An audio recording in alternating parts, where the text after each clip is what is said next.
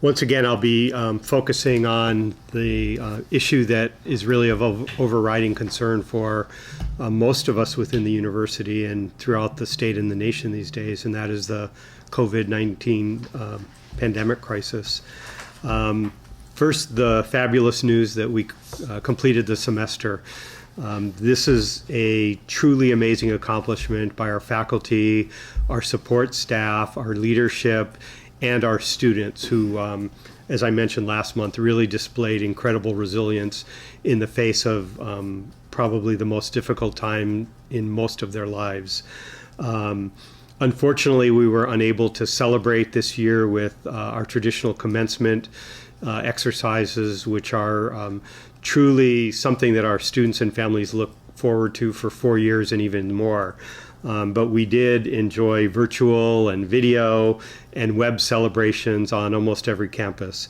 And I believe according to most guidelines, I'm guessing there will be some family parties with gatherings of no more than 10 people to celebrate in small groups across the state.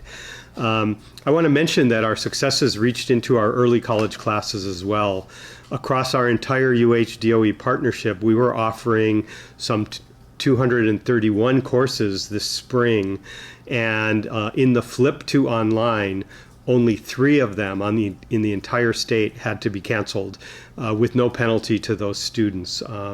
And this is, again, due to the great collaboration between campuses with the DOE and everyone really working to make sure that our students had access to the technology that they needed to complete their classes online. Our UH graduating class of 2020 will be entering what is the most difficult job market in modern history, really. And we hope many of our students will consider taking this opportunity to continue on in graduate school to be even more qualified when they get a second degree and enter what will hopefully be a much more favorable employment market. The high school class of 2020 is similarly incredibly challenged, and we're taking that as an opportunity. This is a very good time for the 45% of our public high school graduates who normally do not go on for further higher education to consider changing their plans and attending a college or university. Our statewide P20 program and our community colleges have partnered on an amazing program called Next Steps to Your Future, specifically for Hawaii's public high school graduating class on all islands. This is a summer on-ramp program heavily supported by private philanthropy to engage seniors, our high school seniors who have just graduated, in transitioning to whatever should come next for them: careers, post-secondary education, training, employment. We have an advising initiative which connects graduating high school seniors with both general and personal advising by text message or other means, provide nudging to keep them moving forward and taking critical steps. And so far we have about 580 graduates signed up for that. Our community colleges are offering free online next step career exploration classes across the state. It's a first come, first serve opportunity for students to develop their career plans, identify their next steps on how to get there, and including whether that calls for enrolling in college or not. And along the way, they earn college credits, which help get them closer toward a degree. And so far, we have over 700 students signed up for that program as well. I'm also working with community members and local philanthropic organizations and their strong interest in helping provide financial support for these very challenged high school graduated class of 2020.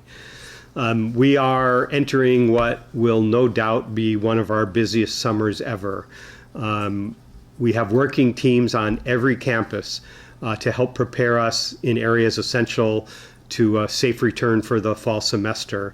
That can only take place when we have measures in place for physical distancing, hygienic practices in our classrooms, labs, offices, workspaces, libraries, and study areas.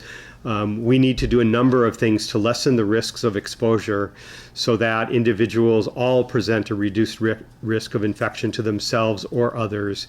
And we need to pay special attention to the most at-risk individuals in our community, pre-existing health conditions or otherwise. The CDC just this week, in fact, we just noticed it this morning, issued new guidelines for institutions of higher education. They look very useful, so we'll be incorporating those into the guidance for our planning. We will also align with the state framework for recovery that was announced just this week, and our discussions will also entail conversation with local public health officials to ensure we are embracing best practices in maximizing safety for all. Our first summer session starts next week, fully online. I'm really happy to say enrollment is strong.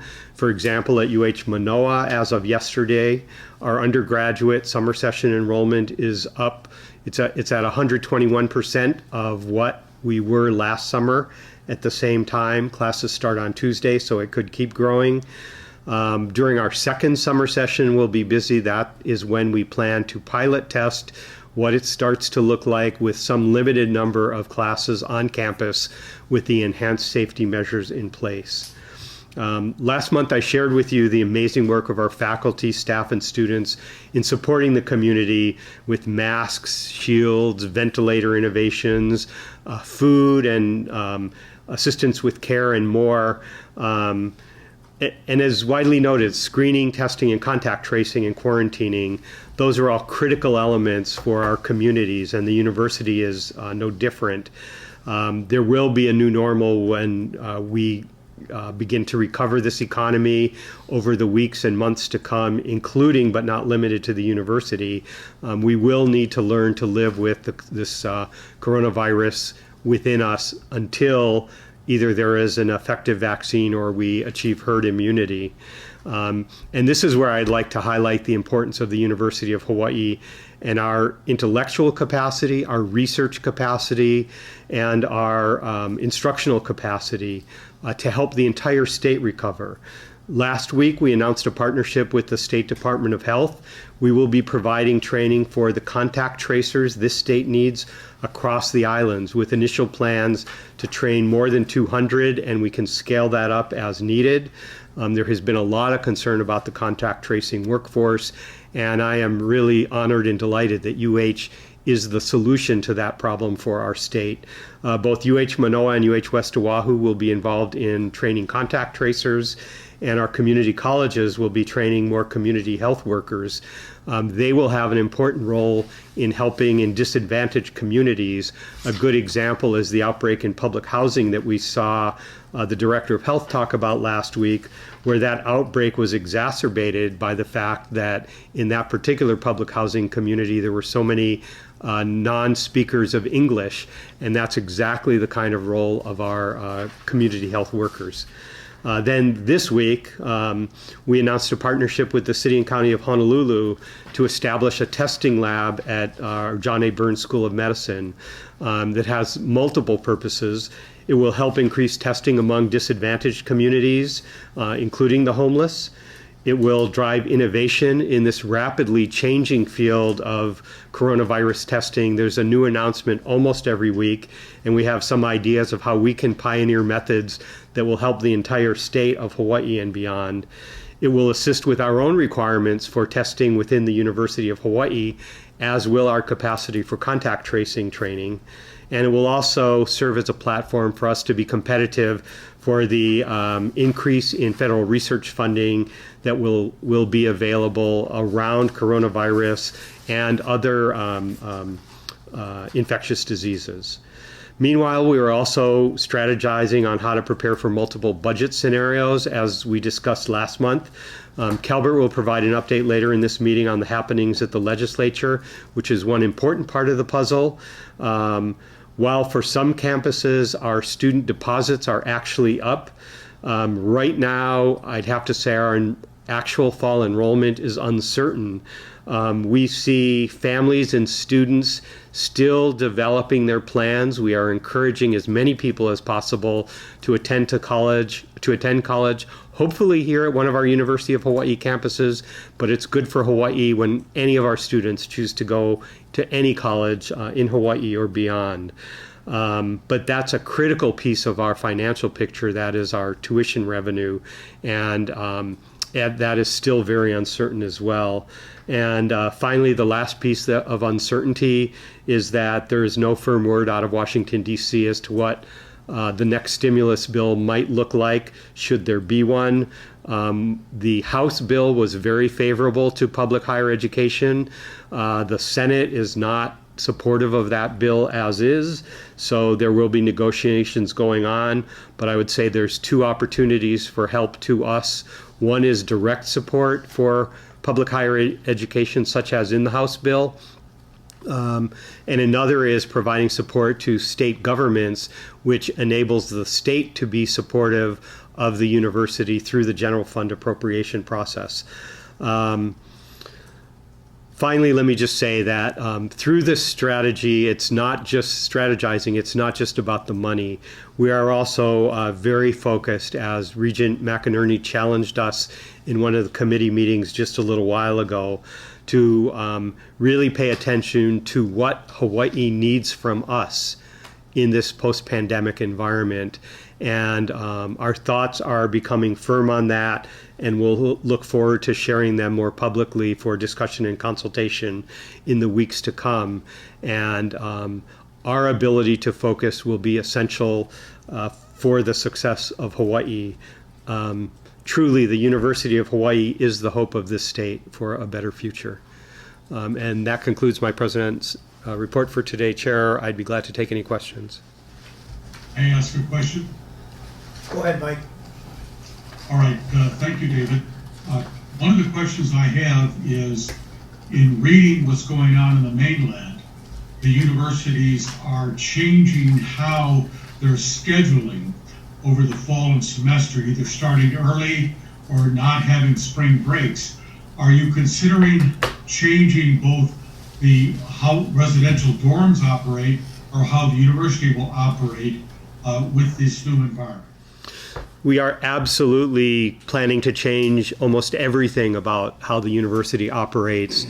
There's an amazing amount of sharing going on within public higher education, or within higher education in general, but it is not all, people are not reaching the same decisions from the same set of facts. So for example, yesterday I was on a webinar with universities, and about half were looking at restricting our residence halls to single-use rooms. Another half were not, and we're essentially treating roommates within, whether it's two beds in a room or perhaps 4 rooms in a complex, and treating them essentially as a household as you would do at home. But every one of those things is under review, as is the method of instruction. And in our communications, we've been clear that in returning to some semblance of on-campus instruction, we will not be doing what we have done in the past. So we are literally assessing the capacity of every classroom on every one of our 10 campuses to understand how many students that room can hold with 6-foot social distancing guidelines in place.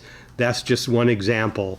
We will not be able to accommodate very large classes, nor would we want to necessarily. So those are likely to be offered in a flipped environment where the traditional lecture or didactic content would be delivered online, and we may be able to go into smaller groups for discussion and interactive sessions, which might be online or in person. Everything, this is the work that's going on over the summer. We will be investing heavily in faculty development so that all of our faculty are prepared both to make great use of technology in the best case scenario and prepared to pivot back to fully online should that become necessary in the worst case scenario. Lastly, the first part of your question, it is quite interesting to see some schools are indeed adjusting their schedule, in some cases to eliminate the fall break. We actually don't have a traditional fall break at the University of Hawaii, similar to spring break, for reasons I don't fully understand. But you're sort of betting one way or the other. Do you think conditions are going to be worse at the end of August or at the beginning of December?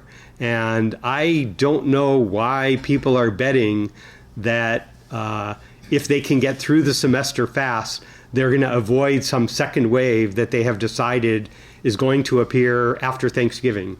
That I've seen no models that suggest that one would adjust a schedule based on that, as opposed to use the time we have available before the start of the semester to prepare the best we can. So that's where we are, not contemplating changing the dates of the semester, but definitely changing the scheduling of classes within the semester.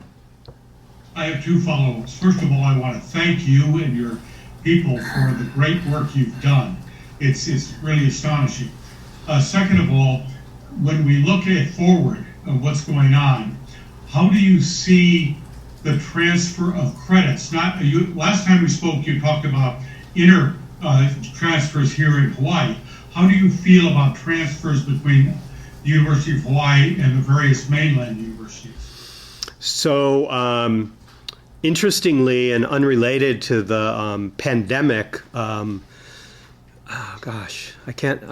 lose track of time. You know, we talk about COVID time, that things that happened 3 days ago seem like a month ago. But since the last Board of Regents meeting, I signed, and I was delighted to sign, the agreement of the entire University of Hawaii system to participate in what's called the Interstate Passport System. This was initiated by WICHE, the Western Interstate Commission on Higher Education, on which I serve.